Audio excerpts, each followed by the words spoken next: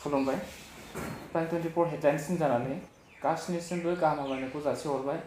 दिनै प्राइम 24 हेडलाइन्सनि मोगा-मोगि आयदायाव जोङो जोंनि सानजारि नोगोरनि सिङाव थानाय सासे गेदेमा सुबुंखौ जोङो आलासि महरै हांख्रायनानै लाबोदों।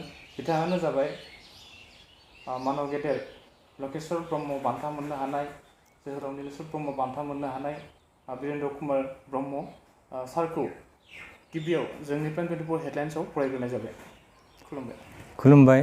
आंबो आंनिफ्राय प्राइम 24 हेडलाइन्सनि खौरांगिरिफोरनो गोरबोनि गोजोननाय जासिबाय। बे समाव जों प्राइम 24 हेडलाइन्सनिफ्राय जों मोननैसो सोंथिफोर जोङो थि खालामनानै दोनदों। बे हिसाबै जोङो बे सोंथिफोरनि फिननायखौ जों सारनिफ्राय मोनथिनो नाजागोन। गिबियाव सारनि आबुं सिनायथिखौ फोरमायनो थाखाय आं खावलायबाय। आंनि आबुं सिनायथिखौ फोरमायनायाव आं बेखौनो बुङो, आं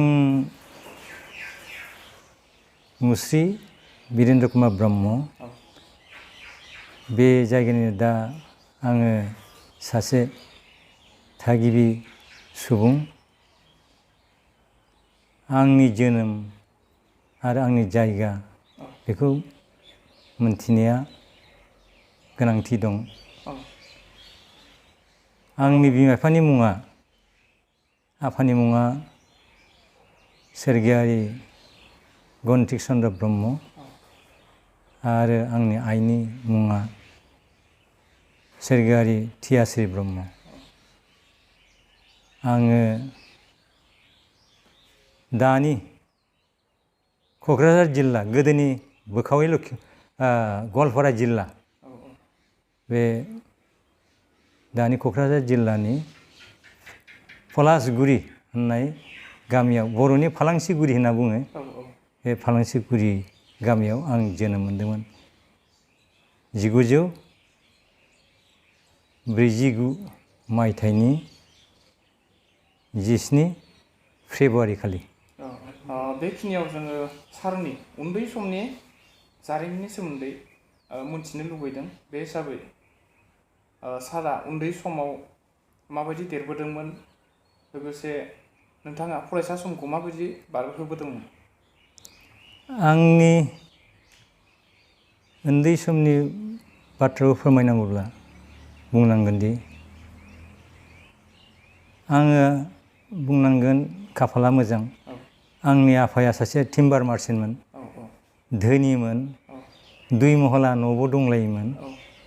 बेवहाय आलो गोजोनै जोङो जेबो खस्थ' लायालासिनो दाहोना रुवाथि ग्रोम ग्रोमै जोंनि आफानि न'खरनि संसारा मोजांमोन, जोबोद आलो गोजोनै देरबोदों। आरो बेबादिनो उन्दै समाव आंबो गेलेनाय, बल गेलेनाय, बै समावथ' बिदि माबा गैयामोन, जुमब्रा फिथाइफोरखौनो हाननानै जों बल गेलेयोमोन। आरो बल गेलेनाय रेफ्रि सुनाय खोनायोब्ला गिदिरफोरनि गेलेनायावबो आं माने थानो हायामोन, बल गेलेनायाव थांथारोमोन आङो। आरो फरायनायनि बेलायाव आङो बे फालांसिगुरि गुदि फरायसालि, बहायनो आं फरायदों। आरो फरायनानै बिनिफ्रायनो आङो 59 अर्थात बुंनो थाङोब्ला 1959 मायथाइयाव आङो बे फालांसिगुरि गुदि फरायसालिनिफ्राय गुदि फरायसालिखौ पास खालामदों। ओमफ्राय थिपकायाव थानाय गुरुदेब कालिचरन लुलांनाय KC एम इ स्कुलाव आङो नाम लगायफैदों। आरो बिनिफ्राय आङो 1962 मायथाइयाव क्लास 6खौ पास खालामनानै आङो बिलासपारानि रकाखाटा हाइ स्कुलाव फरायहैदों क्लास। बे समाव जों फरायफुनाय समाव, बे समावनो चाइना एग्रेसन जादों। आरो बे समाव दि चाइना एग्रेसनाव ओरैबायदि मानसिफोरनि बे तेजपुरनिफ्राय खालांनाय मार'वारिफोरनि बिराद आर्मि फोरनि जि मटर माबानाय खारनाय औ होनाय नु हाव हाव बिराद बे बोथोरखौ आङो उन्दै समाव लोगो मोनदों आदसा फरायफुनाय समाव। बेखिनियाव सारनिफ्राय मोननैसो खोथा मोनथिनो लुगैबावगोन। सारा दाथ' जोङो धेमाजि जिल्लायावसो दंफैयो नङा होमबा? माब्ला आरो मा जाहोननि थाखाय बे लखिमपुर जिल्ला बा दानि धेमाजि जिल्लानि बे सानजारि नोगोराव फैनो गोनां जाखो? मानि थाखाय एसे जारिमिनखौ फोरमायनो हागोन नामा सारा? बे जारिमिनखौ बेखेवनांगौब्ला एसे बुंनांगोन। आंनि जिउआव आं 1967 मायथाइयाव मेट्रिक आनजादखौ पास खालामदों। बे मेट्रिक पास जानायनि उनावनो आंनि जिउआव मोनसे गाज्रि मोनसे सान फैदों। जिउआव मोनसे उल्थां फाल्थां मोनसे आंनि जिउआव बेबादि बारहावा बारदों आरो। आं जेब्लानाखि क्लास 6आव फरायो होमब्लानो आंनि आफाया रुंसारि जादोंमोन। लासैनो बे सोरमांगा दैनि बायदिसिना खुरखानाय जाहोनाव जोंनि हाया गासिबो गोमादोंमोन खुरखानायजों। बिनिफ्राय जोंनि न'खरनि हालोदा बिराद गाज्रि जादोंमोन। आरो बे हालोदाव गाज्रि जानानै आंखौ आंनि बिदाया मेट्रिक पास जानायनि उनाव कलेजाव फरायनो हायैयाव आङो आंनि गुमैया दरंआव खारबोनायाव बे गुमैजों आं फैनानै बहाय थाफैदोंमोन। आरो जिउ खांनायनि जिउनि फरायनो लुबैनायनि बे लामाखौ स्रां खालामनो थाखाय आंहा जिउआव गोसो गैयाबाबो संसार जुलियाव हाबनो गोनां जादोंमोन। संसार माने बिनि गेजेरजों जाहाथे आं फरायनो मोनो बेबादि जानानै आङो उनावहाय बेबो आद्रा खिसा जाबाय। आद्रा खिसा जानायाव आं दुखु मोननानै ओरैबो जाला मा खालायबावनो ओरै साननानै आङो जिउआवबो राहा गोथेनाय जाबाय। बै समाव बिराद गाज्रि हालोदमोन। आखाइयाव रां थाइसेबो गैया।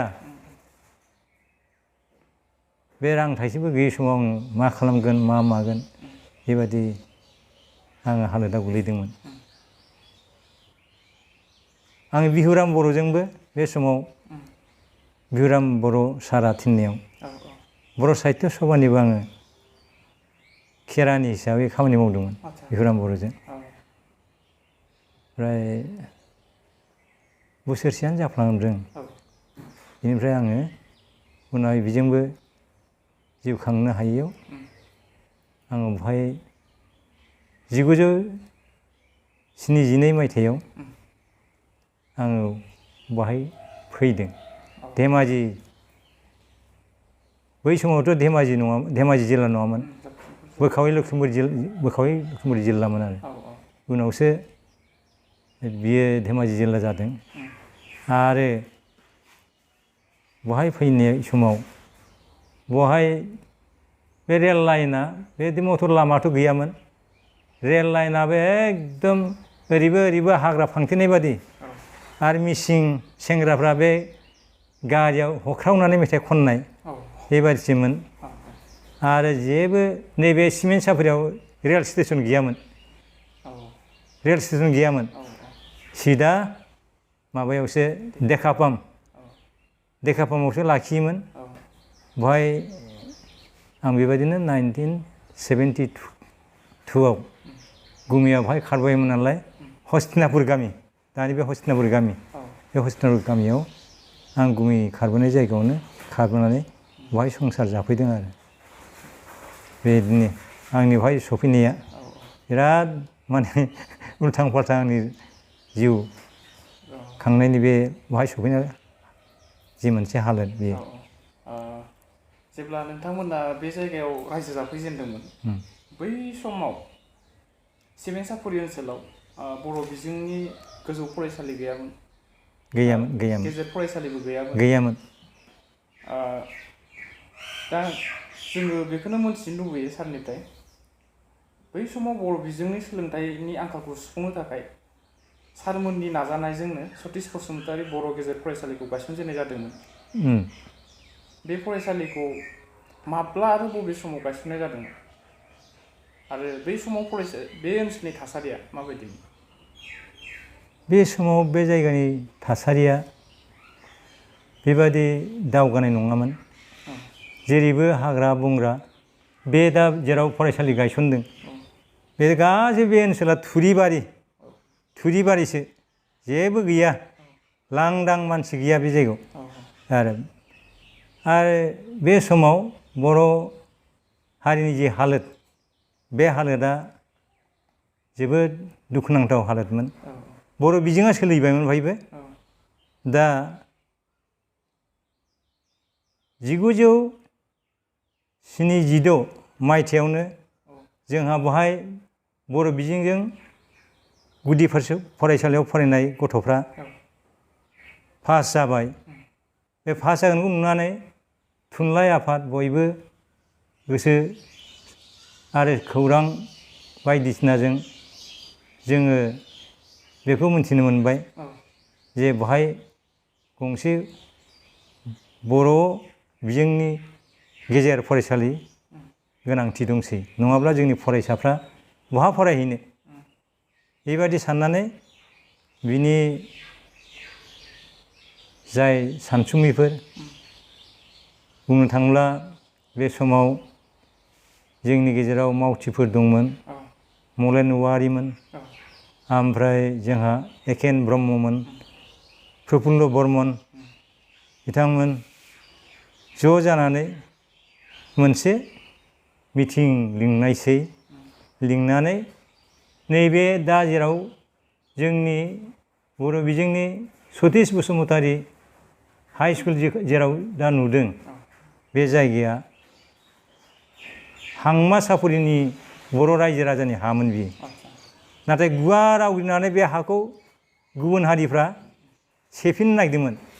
बेखौ बिसोर जासिनायसै आरो जोंबो बर' रायजोआ बेखौ जावखावनानै बर' रायजोनि हा हिसाबै खालामना लानायसै। आरो बहाय जोङो रायजो राजा बयबो ज' जानानै खौसे गोरों गोरा रायजो राजा बयबो ज' जानानै बहाय 1972 मायथाइयाव बे 1972 मायथाइयाव बे गुदि फरायसालिजों फरायनानै बर' बिजों बहाय दावगाबोनाय गथ'फोरखौ गेजेर फरायसालियाव थिसननानै फोरोंनाय बे खाबुखौ लानाय जादों आरो।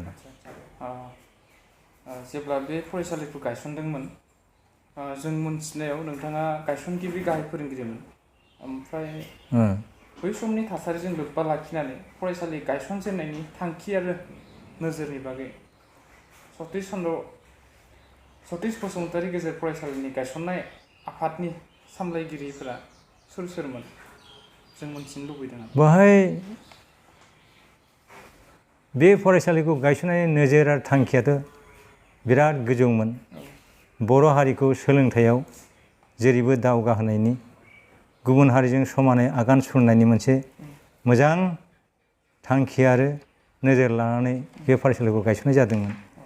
आरो बे फरायसालिनि गिबि जाय आफादगिरि, बे आफादगिरिया जोंहा रुंसारि नैबे हांमा साफुरिनिनो सोरगोआरि हलिचरन गयारी। बिराद सेंग्रा समनिफ्रायनो हारिखौ सिबिनानै गोरिब निखावरि मानसिब्लाबो बिथाङा हारिनि खामानियाव जेब्लाबो सिगां आगान सुरनाय आरो थुलुंगा होग्रामोन। बिथाङानो गिबि आफादगिरि जादों। आरो बिनिफ्राय जोंनि गेजेराव बेबादि बिनि सिगां माबा जादों दे, जा मा होनो जोंनि गेजेराव बै समाव बे धेमाजि जिल्लानि काउन्सिलर होनोमोन बे समाव आनाव बर'। बे आनाव बर'आ सिगां माबा जादों माने आफादगिरि जादों। बे आफादगिरि हिसाबै उनावहाय हलिचरन गयारि जादों। बेबादिनो सोद्रोमा बेवहाय शिबचरन नार्जारि, जोंहा राथिराम बर', ओमफ्राय दंगा मोसाहारि, सादुराम मोसाहारि, खदाल बसुमतारि, बेबादिनो बुरजा जोंनि गामियाव थानाय रायजो राजाखौ लानानै बे आफादखौ गोग्गोमै दानानै बे फरायसालिखौ लुनाय जादों। सतिश बसुमतारि बे गेजेर फरायसालिनि लेङाइ फोरोंगिरि मुस्रि ब्राजेन्द्रनाथ ब्रह्मजों नोंथाङा जोबोद मोजाङै सोमोन्दो दंमोन होननानै जों मोनथियो। गमामायैनो बे सोमोन्दोनि बागै दानि फोरोंगिरिफोरनो सारा माबाफोर सुबुरुन होनो सानो नामा? औ, जोंहा मुस्रि ब्राजेन्द्रनाथ ब्रह्म बिथाङा सासे मोजां फोरोंगिरिमोन। सिगाङाव बियो जोंहा बै मिसामारियाव थानाय हस्तिनापुर बर' गामिजों महनपुरजों गेजेराव थानाय बे बापुजि एम.इ. स्कुल होननाय हारसा मिडियामनि बाहाय बिथाङा फोरोंगिरि खालामोमोन। दा बिथांखौ जोंहा बर' बिजोंनि गुदि फरायसालिजों पास जानाय गथ'फोरखौ बाहाय गेजेर फरायसालियाव फोरोंनो गोनां जाबाय नालाय, बे समाव जोंनि गेजेराव मेट्रिक पास जानाय मानसियानो गैयामोन बे ओनसोलाव। बेनिखायनो बिथांखौ नोंथाङा सासे रोंगौथि गोनां फोरोंगुरुखा, बर' बिजोंनि बेवहाय दिनै बर' फिसाफोरखौ फोरोंनो थाखाय गोनां जाबाय, नोंथाङा बे स्कुलनिफ्राय नैबे जोंनि सतिश बसुमतारि गेजेर फरायसालियाव फैदो, जों बयबो हारिखौ सिबिनायनि मुङै बेवहाय फोरोंगिरिखौ मावनोसै। दा आंबो बै समाव सासे जेबो खामानि गैयै बेखार बादि जानानै थानाय, आं मोनसे कन्ट्रल दखान होयोमोन। कन्ट्रल दखान बे हस्तिनापुर गामियाव। बिनिफ्राय आंखौबो बिसोरो सावरायनानै लाबोदोंमोन आरो आंखौ गाहाय फोरोंगिरि खालामदोंमन। आरो जों बेवहाय बिदिनो खामानि मावदों जयैनो। बाजेन ब्रह्मजों आंहा बिराद गोरबोनि मोजां मोनलायनाय, आरो जोङो अरायबो क'अपारेटिभलि खामानि मावोमोन। आरो जों अरायबो हारिखौ सिबिनाय मुङै बे जायगानि जोंनि हारिनि इयुन जोलैखौ मोजां सुबुं दानायनि सिमां लानानै आरो गोरबोजों जोङो फोथायनानै अनलायनानै नों दानागार आं दानागार बायदि हेंथा जेंना खस्थ' मोनदोंब्लाबो जोङो खौसेयै खामानि मावदोंमोन आरो बिराद क'अपारेटिभ। आरो बिथाङा एक्सपिरियेन्स टिचारखा नालाय, सिगाङाव फोरोंगुरु जाग्रोनाय, ओंखायनो बायदिसिना आयदाफोरखौ आंनो खिन्थायोमोन, आं गाहाय फोरोंगिरिबाबो। आरो बिथाङा क'अपारेटिभलि खामानि मावनानै जों बे गेजेर फरायसालिखौ मोजाङै जों बोखांनो हादों। आरो दानि जोंनि फोरोंगुरुफ्रा बेबादिनो गाव गावनि फरायसालियाव जुदि बयबो गोसो गेबें जालायनानै नों दानागार आं दानागार जोङो खामानि मावलायब्ला जों फरायसालिखौ आरो सोलोंथाइनि जि मोनसे हाबाफारि, बेखौ जों मोजाङै फोरोंनानै गथ' गथायफोरखौ, जोंनि फरायसा फरायसुलिफोरखौ जों मोजां गियान आरो मोजां सोलोंथाइ होनानै मोनसे जोङो रिसर्स पारसन जोंनि फिउचाराव जोंनि गथ' गथायफोरखौ खालामना होनो हानाय, जोङो बेखौ हाबाफारिखौ जों मावफुंनानै होनो हायो। आरो जोंनि जे मोनसे फरायनायनि जि मोनसे भेलु, अर्थात जि सोलोंथाइया मानसिनि जिउआव जाफुंथाय लाबोनो हायो, बेखौ फोरोंगुरुफ्रा जुदि क'अपारेटिभलि खामानि मावोब्ला बे जोंनि कुवालिटि इडुकेसन होननायखौ जोङो एकदम गथ'फोरनो होनो हायो। बेखौ जों बेखौ नाजाबोदोंमोन बे खस्थ'नि गेजेरावबो। आं बेखौनो जोंनि दिनैनि फोरोंगुरु सारमोनखौ जोंनि मोनबोनाय आरो जों मावबोनाय एक्सपिरियेन्सनि थाखाय बिथांमोनखौ आं गोरबोजों खावलायो, बेबायदि बयबो क'अपारेटिभलि जोंनि फरायसालिफोरखौ खांनो फरायसाफोरखौ फोरोंनो थाखाय।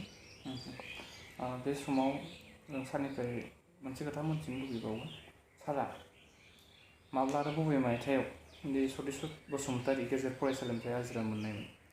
आरो बेनि सोमोन्दै एसे फोरमायनो थाखाय आं खावलायबाय। बे मोनसे आंनि जिउआव मोनसे गिदिर मोनसे गोरोन्थिबो बुंजायो। आं जि खामानिखौ मावनाङामोन, नाथाय आंहा मोनसे सिमां दंमोन। हारिखौ बोरै जोङो मोनसे मोजां लामाजों आरो मोनसे गोहो होनाय मोनसे जोङो हाबाफारि लानानै राजखान्थिनि गेजेरावबो जों जाहाथे हाबनानै हारिखौ सिबिनो हायो। आं बेखौ साननानै राजखान्थियाव ओंखारनो होननानै आङो 2001 मायथाइयाव बे फरायसालिनिफ्राय गावनो गोसो खुसियै भलान्टारि आङो बहाय रिटायारमेन्ट लादों। भलान्टारि रिटायारमेन्ट। आरो ओमफ्राय बे राजखान्थिनि बिसायख'थियावबो आं गेलेदोंमोन। नाथाय रायजो राजानि क'अपारेसन मोनाखिसै। रायजो राजानि आंबो बेबादि मतामतखौ लाजोबालासेनो बेखौ मावफ्लांबाय।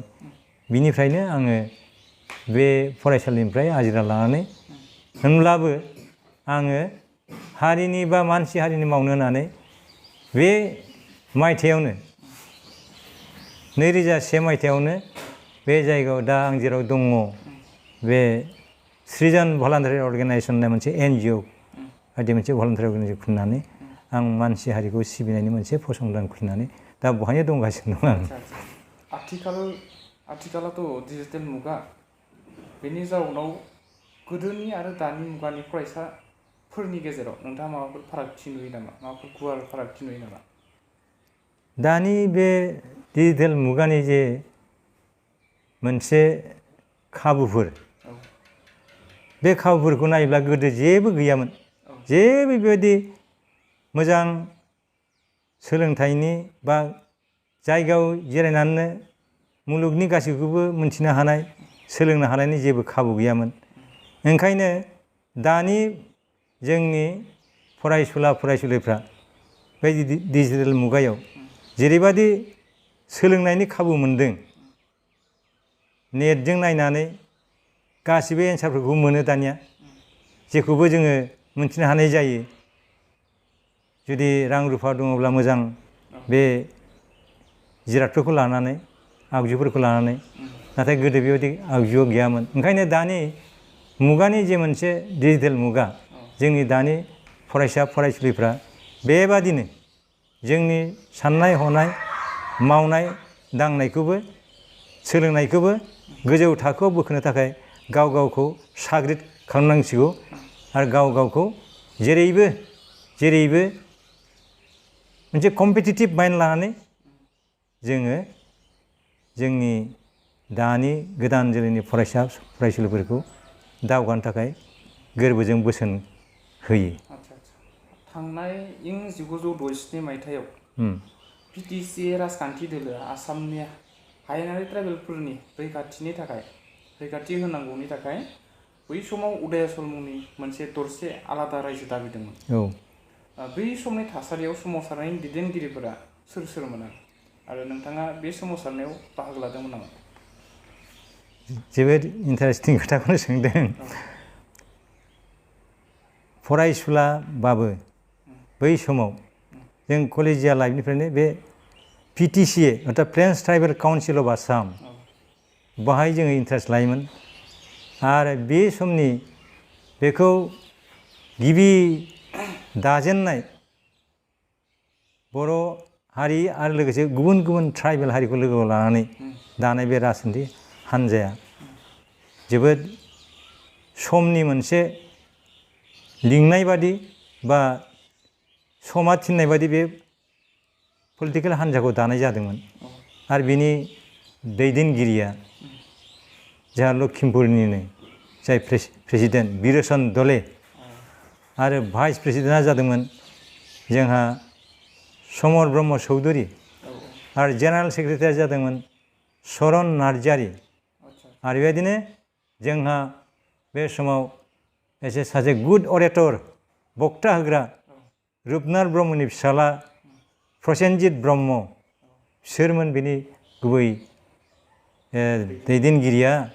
आरो उनावहाय जोंहा दरंनिफ्राय दानि अदालगुरि डिस्ट्रिक्ट बेहाय बै समाव दरं डिस्ट्रिक्टमोन औ बिनय कंगुर बसुमतारी नेभिनिफ्राय केप्टेन जानानै फैनाय बेबो भलान्टियार रिटायार लाना फैनानै बै पिटिसि पलिटिकेल हान्जायाव बिथाङाबो बारसोमफादोंमोन आरो आंबो बहाय फरायसाब्लाबो मिटिं दावथिनाव मेथाइ खनोमोन नालाय आं एसे बाहाय बेबायदिनो मेथाइबो खनोमोन बाहागो लायोमोन आरो जै उदयासल जिन्दाबाद पिटिसि बेबायदि मेथाइखौबो आं खनदोंमोन आरोखि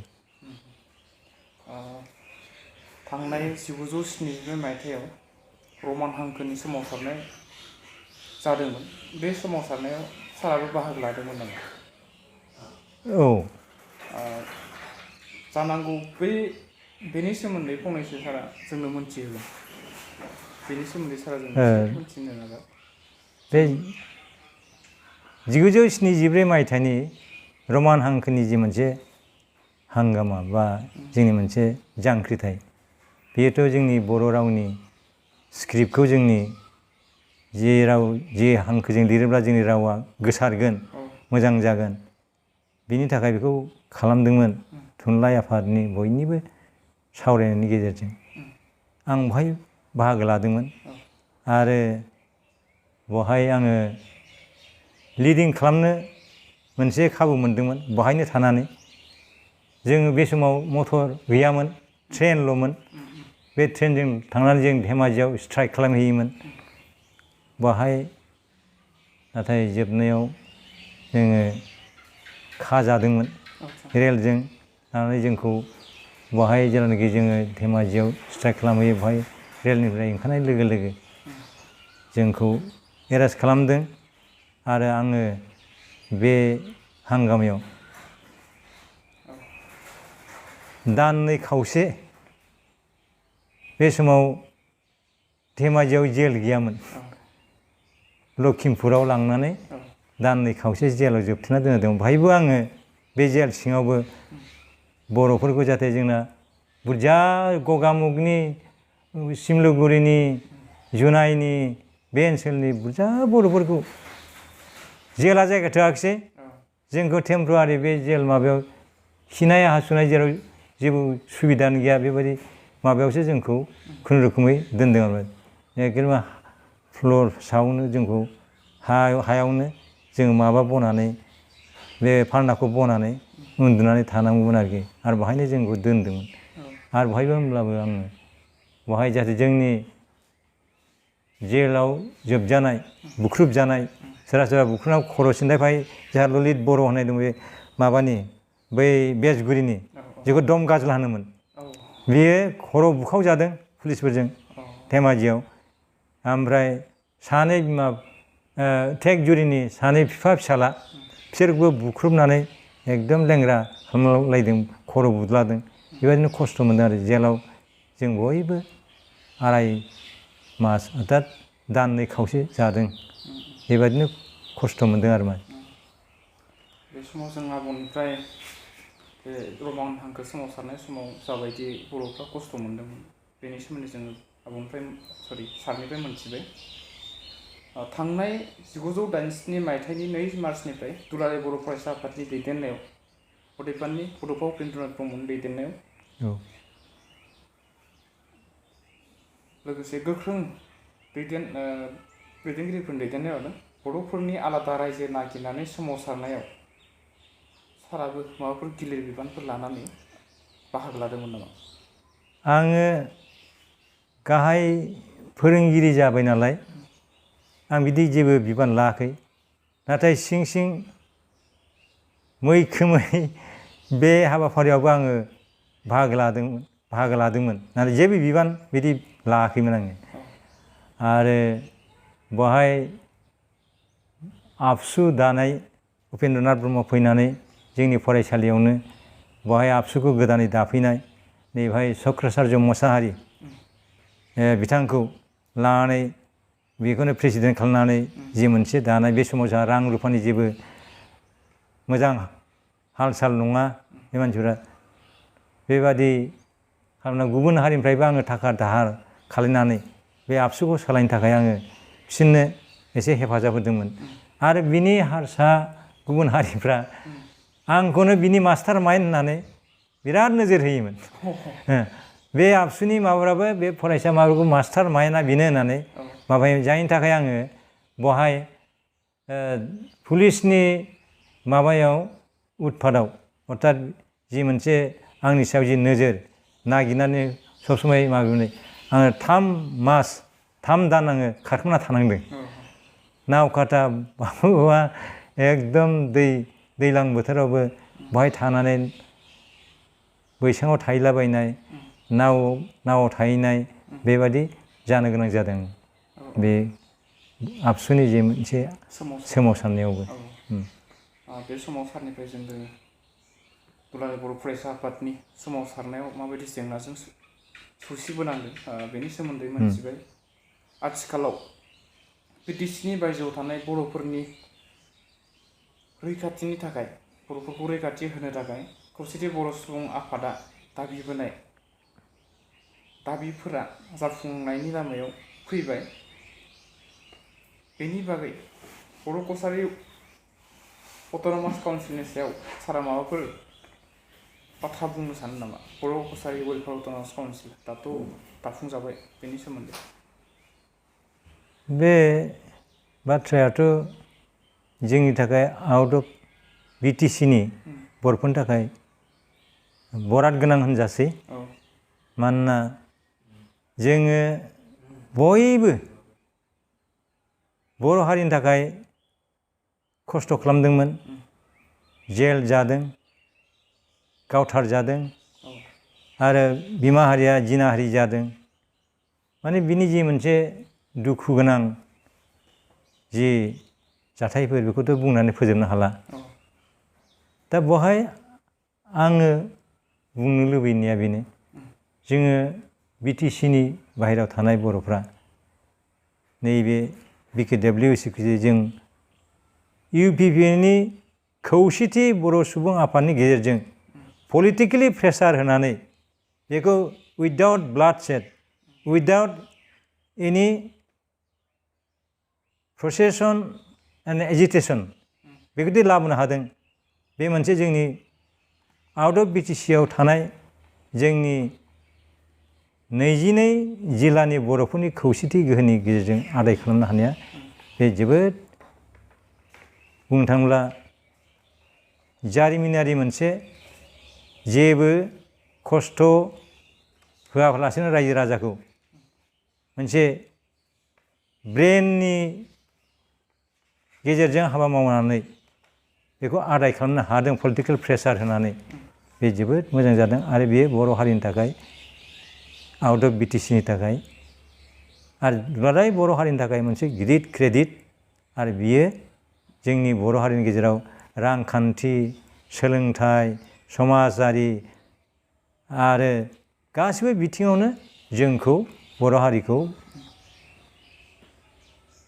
बिटिसिआव थानाय बर'फोरजों समानै आगान सुरनो आरो गुबुन गुबुन हारिफोरजों समानै जों दावगानायनि मोनसे खाबु मोननाय बादि बे बिकेडब्लिउसिनि गेजेरजों जोङो खौसेयै आरो जोंनि बयबो आउट अफ बिटिसिआव थानाय जोंनि बर'फ्रा गोरबोआव लानानै जुदि जोङो खामानि मावोब्ला बेजों जोङो समानै दावगालांनो हागोन, बर' हारिया दावगानो हागोन। सार, नोंथाङा इउपिपिअ कौसेथि बर' सुबुं आफाद बा बर'नि माहारियारि आफादफोरनिसिम बिथांमोननि दैदेनगिरिफोरनिसिम नोंथाङा माबाफोर सुबुरुन होनो सानो नामा? आंनि बुंनांगौआ बेनो, बर' हारिनि माहारियारि आफादफोरनो आरो इउपिपिअनो जों अरायबो खौसेयै जोङो जेखिखौ मावा, दा जेरैबायदि मावदों बर'नि गासिबो माहारियारि आफादफोरखौ इउपिपिअआ जेरैबायदि लानानै खामानि मावदों बेबादिनो अरायबो मावलांथों आरो खौसेया अरायबो जोंनि गेजेर जाथों। आरो जोंनि सोलोंथाइ गावबागाव जे आयदायाव गोसो, बे मोजां आयदाफोरखौ लानानै जाहाथे जोंनि हारिखौ बोखांनायनि, मास्टार रेस दानायनि जोंहा बयहाबो बिबान दं होननानै दानि आबादारिफ्रा, दानि फोरोंगुरुफ्रा, दानि समाज दैदेनगिरिफ्रा, राजखान्थि दैदेनगिरिफ्रा आरो धोरोमनि जाय बिफानाव दं बिथांमोनहाबो मानसिखौ आखुथाय दानानै सैथोजों सोलिनायनि जि मोनसे हाबाफारि बेखौ मानसिनो फोरोंनायाव आरो जोङो हारि हिसाबै मुलुगाव बड'फा उपेन्द्रनाथ ब्रह्मआ मास्टार रेस दानायनि जि मोनसे सिमां नुदोंमोन बे सिमांखौ मोगथाङाव महर होनायनि जोंहा बिबान दं। ओंखायनो बेखौ बयबो जोङो खौसे खामानि मावनानै बे बड'फानि सानस्रिखौ मोगथाङाव महर होनांगौ। बेनो आंनि बिथांमोननि खाथियाव गोरबोजों खावलायनाय। सतिश बसुमतारी बर' गोजौ फरायसालिनिफ्राय बर' बिजोंनि गिबि सारिनि फरायसाफोरा आगुनि जोंनि खौसेथि बर' सुबुं आफादनि आफादगिरि आरो दानि बर' कसारी वेलफेयार अट'नमास काउन्सिलनि गाहाय मावफुं सोद्रोमा मानगिदिर मिहिनीश्वर बसुमतारीआबो सासेमोन। बिथांनि सोमोन्दै आरो बिथांनि लोगोफोर दनेल बसुमतारी, तिरुत सिंह बसुमतारी, बिजय मसाहारि, जगेश देउरि बिथांमोननि सोमोन्दै नोंथाङा सासे बिफा बायदि फोरोंगिरि जानानै माबायदि मोनबोआमोन बेनि सोमोन्दै एसे सारा जोंनो फोरमायगोन नामा? बे सोंनायाव आं बेखौनो फिननो लुबैयो आरो आङो बिराद बिसोरखौ लानानै गोजोनो।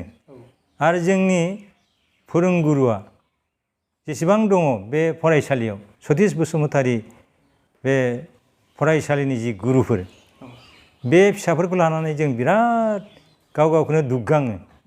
मानोना दिनै BKWCनि चिफ जानो हानानै जोंनि फोरोंनाय फरायसा मिहिनीश्वर बसुमतारी बे दिनै जोंनि फोरोंगिरिफोरनि मुखुत बुंजायो। मानोना जोंनि फोरोंनाय सासे फरायसाया सैथोजों साननानै मावनानै दिनै बर' हारिनि गेजेराव जे आरोबाव आउट अफ BTCनि बर'फोरनो मोनसे राजखान्थि जोंनो मोनथाय होबाय बियो जोंनि थाखाय जोबोद देरगाथाव आरो जों बेखौ लानानै बयबो दिनै साबायखर बावो बे फिसाखौ। आरो बेजों लोगोसे दनेल बसुमतारी, बिजय मसाहारि, तिरुत सिंह बसुमतारी, जगेश देउरिमोन बिसोर जोंनि गिबि बे फरायसालिनिफ्राय गिबि मेट्रिक पास खालामनाय बे फरायसाफोरनि जि मोनसे आखु बिसोरनि गुरुखौ मान होनाय आरो गुरुखौ सिबिनाय बोसोन लानाय जेरैबायदि बिसोरखौ जों मोनदों इयुननि फरायसा फरायसुलिफ्रा बिसोरनि बे आखुथायखौ जुदि बयबो फल' खालामनानै जुदि मावोब्ला बिसोरबादि साफा साफा आबुं सुबुं जानो हागोन। आरो बिसोरनि खाथियाव गासिबो फरायसाफ्रानो नोजोर लाखिनांगौ। आरो जोंबो बेखौ दानि फरायसा फरायसुलिफोरखौ जोङो खावलायो। जोंनि बे गिबि फिसाफोर अर्थात मिहिनीश्वर बसुमतारी, दनेल बसुमतारी, बिजय मसाहारि, तिरुत सिंह बसुमतारी, जगेश देउरिमोन बादि बिसोरबादि साफा साफा सरित्रबान साफा साफा मोजां सानगिरि मावगिरि आरो हारिनि थाखाय सानग्रा बेबादि सुबुं जानो थाखाय सोलोंनांगौ आरो बे आदर्शखौ लानांगौ। बे समाव जोङो सारनि पार्सनेल जिउनि सोमोन्दै जों सावरायगोन। आथिखालाव सारा न'खराव साबेसे फिसाज्ला आरो फिसाजोफोर दंजायो? दासान्दि बिसोरो बबे बबे जायगायाव मुखुब नांथाबनानै दं?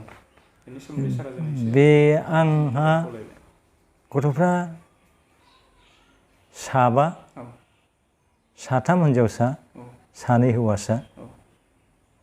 गासिबो हाबा जाजोब्बाय। हौवासाफ्राबो हाबा जाजोब्बाय, हिनजावसाफ्राबो हाबा जाजोब्बाय। नाथाय सोलोंथाइ आयदायाव बिदि बारा दावगाजोबनो हायाखै। सानैया फिसा हौवाफ्रा सासे ग्रेजुवेसन लानानै मोनसे बिजनेसाव बे दा नाङो आरो गेदेराबो बियो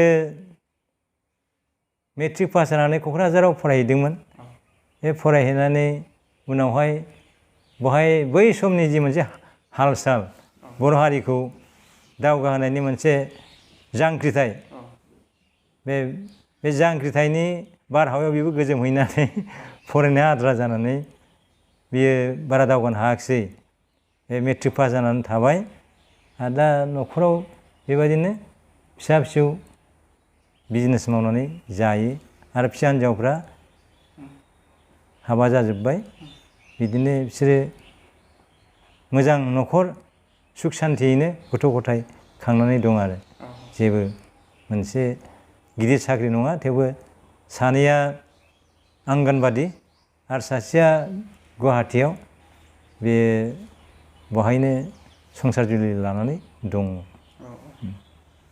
आथिखालनि गोब्राब थासारियाव बर'फोरनि खौसेथिनि आंखालाव भुगिनानै गावजों गाव फोथायलायनाय गैयै एना एनिफोरखौ नुनानै बेनि सायाव माबाफोर बाथ्रा बुंनो सानो नामा? बेनि आयदायाव दानि गोदान जोलैफोरनो माबाफोर सुबुरुन होनो सानो नामा नोंथाङा? बे बाथ्रायाथ' जोबोद दुखु गोनां जोंनि गेजेराव जेराव जोंनि बड'फा उपेन्द्रनाथ ब्रह्मआ मोनसे जोंनो स्ल'गान खालामदोंमोन बुहुमनि बर'फोर खौसे जा।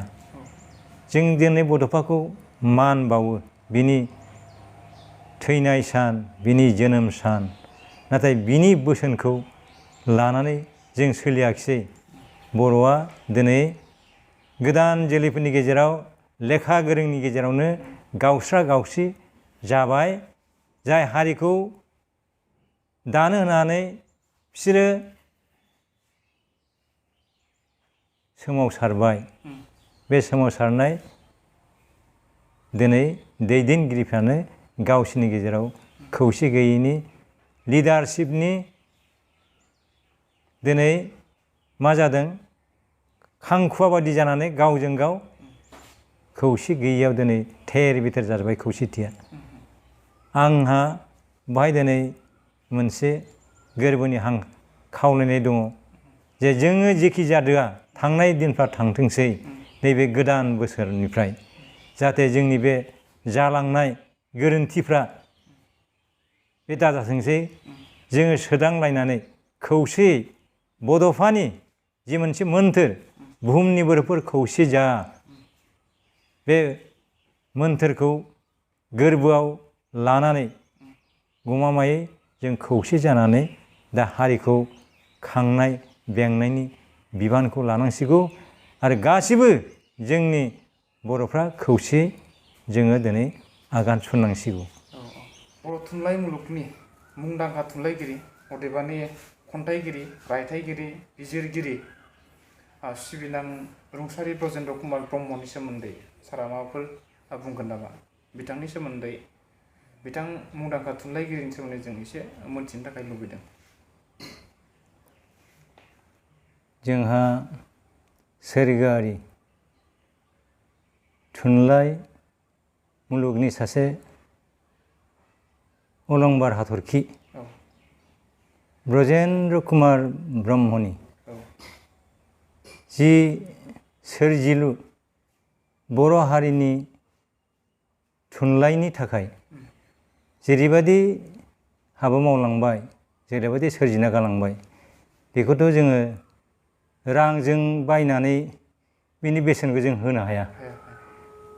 आरो बे गेदेमाया जेरैबायदि जोंनि थाखाय मावलांबाय बे मावनायनि जि मोनसे बाख्नायनायनि सोदोब बे सोदोबखौ रावजों बेखेवजोबनो हानाय सोदोबानो गैया। ओरैबायदि गुन जेरैबो सासे साम्यबाद बयखौबो मोजां मोननाय बयखौबो थुलुंगा होनाय आरो बयनिबो गेजेराव गाज्रिनि गेजेरावबो मोजांखौ सायख'नानै लानो हानाय आरो बेबायदिनो मानसिफोरखौ बुंनाय रैसुमै अरायबो रागा जोंनाय फंसेबो बाथ्रा बिनि खुगानिफ्राय खोनानो मोनाखै। आरो बेजों लोगोसे ओंखाम जाफानाय बेरायनानै बे सानजारि नोगोराव फैयोब्ला बे आदाखौ जोङो आंजोंनो दैबाय जायोमोन। बेरायग्लांनो होनब्ला लांनानै आंनो बेरायोमोन। आरो जोंहा नैबे बाजेन्द्रनाथ ब्रह्मजों मोनसे गामिनिनो आरो मोनसे फरायसालियावनो फरायनानै बिसोरो मोनसे जायगायावनो थानानै बिसोरो फरायदोंमोननो। आरो बिनि जिउ खौरांनि सोमोन्दै फरायसानि समाव बे खोथाफोरखौ फोरमायजोबो बिथां बाजेन्द्रनाथ ब्रह्मआ। आरो बे जोंहा थुनलाइ मुलुगनि अलंबार हाथरखि ब्रजेन्द्रनाथ ब्रह्मनि जि सोरजि जि थुनलाइ दिनै जोंनि बर'नि गेजेराव टेगर बान्था मोननाय सासे जोङो सिबिनां सासे थुनलाइगिरि बर' हारिनि सासे अरायबो जोंनि थुनलाइ मुलुगाव बर' हारिनि गेजेराव गोमोरनो रोङै बनजार बर'नो गोमोरनो रोङै बनजार जोबनो रोङै बनजार बे थुलुंगा होबाय थागोन बर' हारिनि गासिबो दिनैनि गोदान जोलैनि लिरगिरिफोरखौ। आरो बिथांनि जि मोनसे सोरजिलांनाय खन्थाइफोर बे खन्थाइफ्रा गोरबोआव नांनाय बर' हारिखौ ओरैबायदि मोजां मोनोमोन बे बर' हारिनि गेजेराव आं फैफिनगोन होननानैबो बिथां गेदेमाया गावनि खन्थाइनि गेजेरजों दिनै लिरनानै गालांदों। बिथांनि जिउ गोमानायाव समबादिथ' बयबो थांनांगौ। थांनायाव आंबो दंहैयोमोन बे समाव क'क्राझाराव। बे गोमानाय समाव आं नायदों हस्पिटालाव, क'क्राझार हस्पिटालाव। जोंहा दानि BKWSनि चिफ गाहाय फिसा मिनेस्वर बसुमतारिया आंखौ लाना थांफादोंमोन आरो नायदों। आरो बिनि जे मोनसे थैनाय सह मोदोम बाहायबो बिबार बावनो थाखाय आंहा मोनसे खाफाल जुफिदों। बेबादि सासे जोंनि बर' हारिनि बिथाङा अरायबो अरायथां सुबुं जानानै थाथों बेखौनो आं मिजिंथियो। नोंथांनि बर' बिजोंनि गिबिसिन फरायसा मिनेस्वर बसुमतारिया आथिखालाव सासे दैदेनगिरि, रायथाइगिरि, खन्थाइगिरि आरो मेथाइ सुजुगिरि। बिथांनि लिरनाय आयदाजों फोरमायनाय सानस्रिफोरखौ सारा माबायदि मोनो? लोगोसे सारा बिथांनि सोरजिनाय बिजाबफोरखौ फरायजोब्बाय नामा? बेनि सोमोन्दै मोनथिनो लुबैनाय जाबाय। लोगोसे बिथांनि सोमोन्दै सारा माबाफोर बुंनो लुबैयो नामा?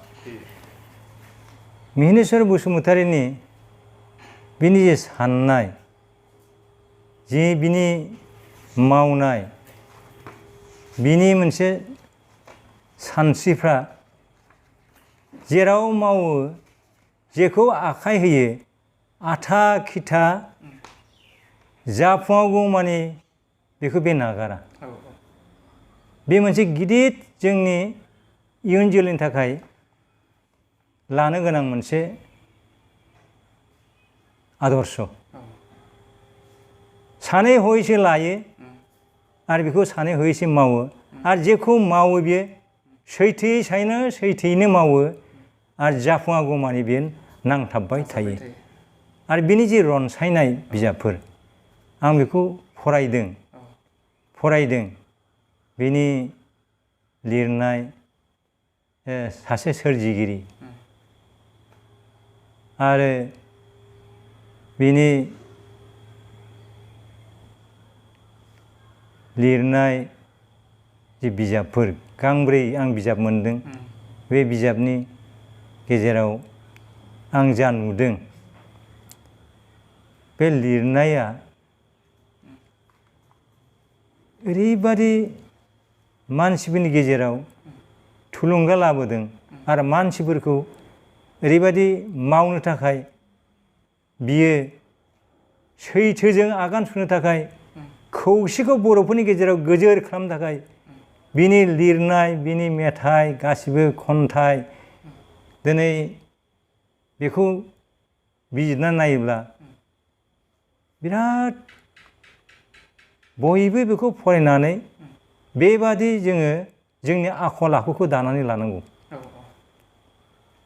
बाहाय गोदान नोजोर आरो गोदान बिबान बाहाय ओरैबादि लिरदों जोंनि बर' हारिनि दानि गोदान जोलैफ्रा जोंनि नोजोरा माबादि जानांगौ साननाय हनायफ्रा माबादि जानांगौ आरो जों बेखौ माबायदि जोङो बिबान जोंनि बिबान मोनफा मोनफा बिबान हिसाबै जोङो गोथारै बे बिबानफोरखौ गेलेग्राफ्रा गेलेग्रानि आयदायाव आबादारिफ्रा आबादारिनि आयदायाव फरायसाफ्रा फरायसानि जि बिबान आरो फोरोंगुरुफ्रा फोरोंगुरुनि बिबान समाज दैदेनगिरिफ्रा समाजगिरि धोरोमारिफ्रा धोरोमनि बिबान आरो राजखान्थिगिरिफ्रा राजखान्थिनि बिबानखौ बोरै सैथोयै गोथारै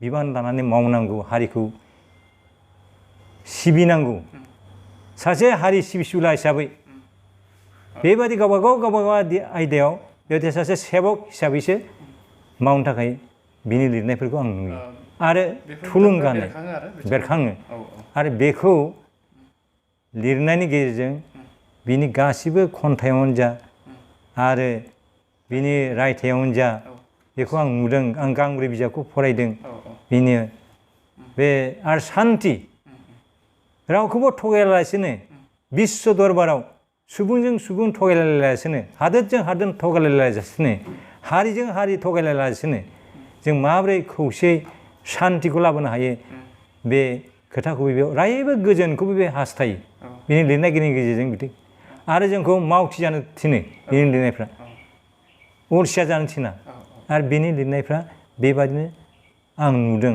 आरो ओंखायनो जोंहा रुंसारि जोंनि बर' थुनलाइनि अलंबार हाथरखि ब्रजेन्द्र कुमार ब्रह्मआ ओंखायनो बेखौ बावसि गोनां बिनि लिरनायफ्रा होनना बुंदों बेलेन्स अरायबो बेलेन्स लाखिनानै लिरोनो बे ओंखायनो बिनि लिरनायफ्रा जोबोद बावसि गोनां होननानै बुङो बेबायदि बिनो बाख्नायलांदों आरोखि ओंखायनो बिनि लिरनाय आरिफ्रा जे बिजाबफोर दिहुनदों इयुनाव आंहा मिजिं दङ गावनि लिरनायफोरखौ आरो बियो गुवारै फेहेरबावगोन आरो बिजाब महरै जों बुरजा मोनगोन होननानै आं आसा फारियो बे फिसानिफ्राय बिथां आगुनि खौसेथि बर' सुबुं आफादनि आफादगिरि लोगोसे दानि BKWSCनि गाहाय मावफुं सोद्रोमा मानबगेदेर मिहिरचर बसुमतारिया बड'लेण्ड सोमावसारनायनि उन संदाननानै गांसे बिजाबाव मोनसे सोंथि आयदानि गावनि फिननायाव सारखौबो जोंनि धेमाजि जिल्लानि सासे फुंखा सुबुं एबा रिसार्च पार्सन होननानै बुंदों गमामायैनो सारा बेनि सोमोन्दै माबाफोर बुंनो सानो नामा? दा बे फिसाया बहाय मा बुंदों मा बुंनो सानदों बिनि गेजेरजों आं मिथिया नाथाय आंना गोसोआ बेसो आंनि बुंनाया बेसो जे आं बर' हारियाव जोनोम जादों बर' हारिनि मोजांनि थाखाय मावनांगौआ आंनि दायित्व आंनि डिउटि एन्ड रेसपन्सिबिलिटि आरो बेखौ मावनायाव सोरजोंबा हेफाजाब होनायाव सोरनोबा फंनैसो सुबुरुन होनायाव जुदि हारिया माबा मोनसे मोजां जादोंब्ला बियो मुलाम्फा जादोंब्ला बियो आंनि जिउनि थाखाय हारिनि थाखाय मावनो गोनां मोनसे हाबा आरो बेखौ मावनाया आंनि डिउटि एन्ड रेसपन्सिबिलिटि होननानै आं लादों आरो रिसर्स पार्सना माखौ बुङो बेबायदि मावनायखौ बुङो ना माखौ बुङो आं बेखौ बुंनो हाया आं नाथाय बे फिसानि बुंनाय खोथाखौ जे बाथ्रा बेहाय बेखेवदों बाहाय माबे साननायजोंबा फिसाया आंखौ बुंखो आं बुंनो हायाखै आंनि फरायसा हिसाबै आं बुंखौ बुंथ'नो हाला जों मोनथिनायाव सारा अल इन्डिया रेडिअ बर' मेथाइ रोजाबदोंमोन बबे मायथाइयाव मेथाइखौ रोजाबनो खाबु मोननाय जादोंमोन सारा? आङो 1978 अर्थात 1978 मायथाइयाव औ डिसेम्बर दानाव थांनानै आं अडिसन हैदोंमोन औ आरो बिनि उनावनो बे बोसोरावनो आंखौ अल इन्डिया रेडिअ स्टेसनाव लेंहरनानै अडिसनाव पास जानायखाय आंखौ मेथाइ खननो थाखाय खाबु होदोंमोन आरो आं खेबनै अल इन्डिया रेडिअ स्टेसन गुवाहाटीनिफ्राय मेथाइ खननानैबो फोसावदों बर' मेथाइ। नाथाय खेबसुआव आंनो जि लाइजाम हरदों बे पस्ट अफिसनिफ्राय लेट हिसाबै आंनि आखायाव गोलैनायाव टाइम मथे आं बेहाय थांनो हायाखिसै। बेहाय आङो थांनो हायैयाव आंहा जि मोनसे मेथाइ खननायनि खाबु मोनदोंमोन बेखौ आं खोमानांगौ गोनां जादों आरो थेवबो आं एप्लाइ खालामफिनदोंमोन नाथाय आंखौ लिंहरफिनाखिसै उनाव। बेबायदि आंहा मोनसे जादों दुखु गोनां जादों। जेब्ला नोंथाङा 1967 मायथाइयाव उदयाचलनि जा सोमावसारनाय बे समाव नोंथाङा माखासे मेथाइफोर रोजाबोमोन। बे मेथाइफोरनि गेजेराव नोंथाङा दोंसे जोंनो ससे खोनासंहोनो हागोन नामा? ससे। दाथ' गाराङाबो बिदि हिसाब जाला थेवबो बै समाव खननाय जि मेथाइ बे मेथाइखौनो आं खननानै जोबोद जोंनि गेजेराव खौसेथिखौ नागिरनानै आरो उदयाचल रायजोखौ हांख्रायनाय जादोंमोन।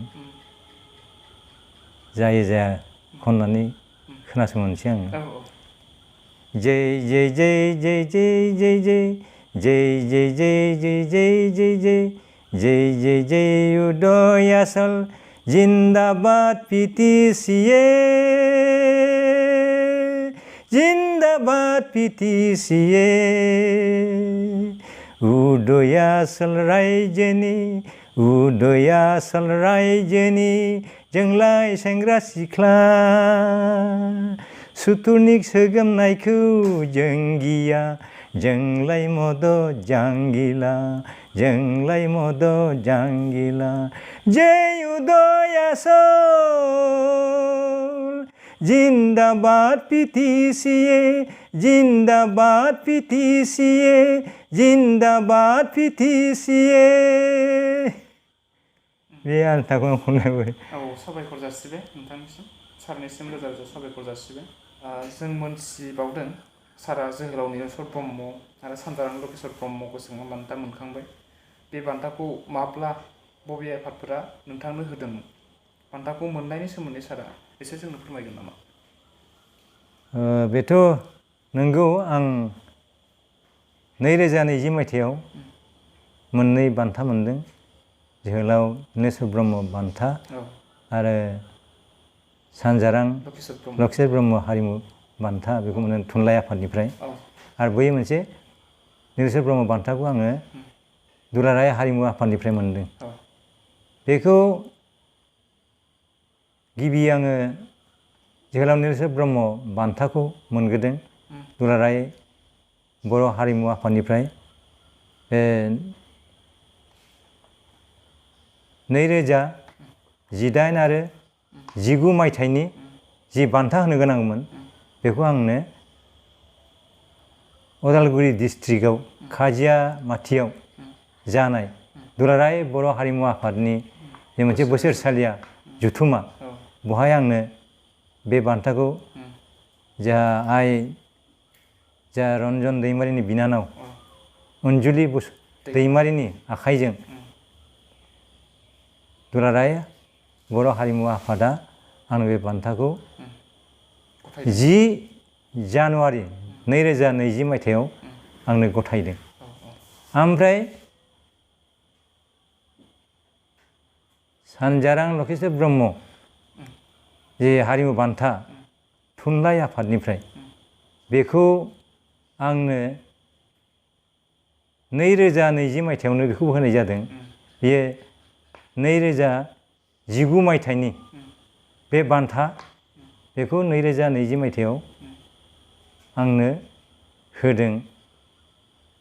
उदालगुरि डिस्ट्रिक्ट खैराबारियाव दुलाराय बर' थुनलाइ आफादनि बर' थुनलाइ आफादनि जे जुथुमा बेवहाय आंनो 21 जानुवारि अक्ट'खालि बे बान्थाखौ थुनलाइ आफादनि आफादगिरिया आंनो गथायदों, मानखौ होदों। नाथाय बिनि सिगां आंनो 2018 मायथाइयाव मिसिं अट'नमास काउन्सिलनिफ्राय आंनो बर' हारिनि आरो लक संस्कृतिनि मेथाइ खनग्रा सासे खनगिरि हिसाबै 2018 मायथाइनि 26 जानुवारियाव आंनो मोनसे हमबन्धन होनानै मोनसे आंनो मान बिलाइ होदों आरो लोगोसे आंनो रांबो एसे बान्था होदों। मोजां खोथा। नोंथाङा दासिम बबे बबे आफादफोरजों सोमोन्दो लाखिनानै आरो मा मा बिबानफोराव नोंथाङा हाबा मावबोनो मोनदों? बेखौ गुसुङै एसे फोरमायनो थाखाय बुंब्ला एसे आं गिबियाव दुलाराय बर' फरायसा आफादनि हारिमु आयदानि आं नेहाथारिबो जाबोदों। बे समाव डमरुधर ब्रह्मआ प्रेसिडेन्टमोन आबसुनि। बिनिफ्राय आं दरं डिस्ट्रिक्टनि बै समनि आबसुनि जेनेरेल सेक्रेटारि जाबोदों। आरो बहाय फैनानै आङो बर' थुनलाइ आफादनि आङो जनाय डिस्ट्रिक्ट बर' साहित्य सभानि गिबि फाउन्डार गायसनगिरि आं आफादगिरि जादों। आरो बिनि उनाव आङो ब्रह्म धर्म आफादनि सेन्ट्रेल कमिटिनि अर्गेनाइजिं सेक्रेटारि आं जादों बोसोरथामनि थाखाय। ओमफ्राय नै थांनाय 2020 मायथाइयाव जे मोनसे दुलाराय ब्रह्म धर्मनि 40बाथि जोंहा गगामुगाव जानाय जे मोनसे दुलाराय ब्रह्म धर्मनि कनफारेन्स, बिसिम 3 बोसोर आङो बोखायो लखिमपुर जिल्ला ब्रह्म धर्म आफादनिबो आङो आफादगिरि महरै बायदि आफादाव बिदिनो बिबान लानानै गावनि जा एसे मावनो हानाय बेखौ मावबोदों आरो। बे समाव जोङो फोजोबनायनि फारसे लाबोनो सानबाय, बा जोबथि सोंथि हिसाबै आङो सारनाव मोनसेल' सोंथि सोंनो लुबैबाय। जोबनायाव सारा नोंथांनि जोबथा हास्थायनायनि सोमोन्दै जोंनो फोरमायनो हागोन नामा? नोंथाङा जोबथा मा हास्थायनानै दङ जोंनो एसे मिथिहोनो हागोन नामा? आंनि जोबथा हास्थायनाया आंनि नैबे आंनि 2001 मायथाइयाव सृजन गावबावसोम फसंथान अर्थात सृजन सेवाश्रम मोनसे फसंदों। बेखौ जोंनि गोदान जोलैया बिबान लानानै मोजाङै सुबुं हारिनि मोजांनि थाखाय बे फसंथानखौ जेरैबो मोजाङै खांनानै गासिबो सुबुं हारिनि मोजां खामानिखौ बिनि गेजेरजों सोलोंथायाव, दिनै रांखान्थियाव आरो आबादाव आरो जोंनि जा आनएमप्लयड इयुथफोर बिसोरखौबो जेरैबो दावगाहोनाय, ट्रेन आप खालामनाय आरो मानसिनो केरेक्टार फरमेसननि मोजां हाबाफारि लानानै मानसिफोरखौ फोरोंनाय आरो बेनि गेजेरजों जोङो मानसि हारिखौ सिबिनायनि मोनसे बाहाय ट्रेन आप खालामनानै मानसिफोरखौ मावथि खालामनाय, बे हाबाफारिखौ लानानै गोदान जोलैखौ आं बे फसंथानखौ खांजानो लुबैदों। आंहा दा बैसो जाबाय, आं बाहाय दा बारा गोसो होनो हानाय जाला। दानाय लुनाय बर'नि गुबुन गुबुन हारिनिबो बाहाय बायदि रोखोमनि स्किम लाबोनानै जोंनि बर'नि दानाय लुनाय बेखौ जे बिश्व दरबाराव जाहाथे बेनि गेजेरजों लांनो हायो, बेखौबो आं हास्थायदों। आरो जोबनायाव आं बेखौनो हास्थायदों, जोंनि गेजेराव जोंनि दानि गोदान जोलैफ्रा, जोंनि दानि गोरों गोराफ्रा, जोंनि दानि दैदेनगिरिफ्रा हारिखौ अरायबो खौसेयाव लानानै हारिनि महर मुस्रिखौ जों दिनै जा नुदों बिनिफ्राय साबसिन हामसिन जौसिनाव जाहाथे सोलोंथायाव रांखान्थियाव दिनै जोंनि आखुथाय आखु समाज बेखौ मोजाङै समायना सामना हामना खालामनानै जाहाथे जोङो इसोरनि सोरजिनाय जे जों सुबुं हारिया सैथोयै सान्थियै अनलायनानै रायजो जानांगौ बेफोर हाबायाव जाहाथे जोंनि लेखा गोरों बयबो जोंनि इयुन जोलैफोरनि मावनायफ्रा आरो जोंनि समाज दैदेनगिरिफ्रा राजखान्थि दैदेनगिरिफ्रा जाहाथे बेखौनो अरायबो मावो आरो गासिबो हारिजों जाहाथे जोङो गोरोबलायनानै नों दानागार आं दानागार मानसि हारिखौ मोजाङै सान्थियै रायजो जानानै जों श्रेष्ठ जिबि इसोरनि सोरजिनायाव जों साबसिन जिबि महरै जों जाहाथे बुहुमाव मानसि हारिनि मोनसे गोजोन थासारिखौ लाबोनानै जों मुलुगाव जाहाथे बयबो अनलायनानै थानो हायो बेखौनो आङो गोरबोजों लुबैयो हास्थायो आरो अरायबो बे मिजिंखौनो लानानै आनान गसाइया जेसेदिन लाखियो बेखौनो नायनो थाखाय मोननो थाखाय आं आसा फारिनानै थादों आरो थागोन। बिथाङानो जाबाय जोंनि बर' हारिनि सुबुं सम्पद जोंनि ओनसोलनिल' नङा बिथाङा दुलाराय बर' हारिनि थाखाय बिथाङा सासे सुबुं सम्पद बिथाङा गावनि बेसेन गोसा समखौ जोंनो होनानै जोंनिसिम हेफाजाब होनायनि थाखाय बिथांनिसिम रोजा रोजा साबायखर जासिबाय बेखिनियावनो दिनैनि हाबाफारिखौ फोजोबनाय जाबाय गोजोन्थों। गोजोन्थों।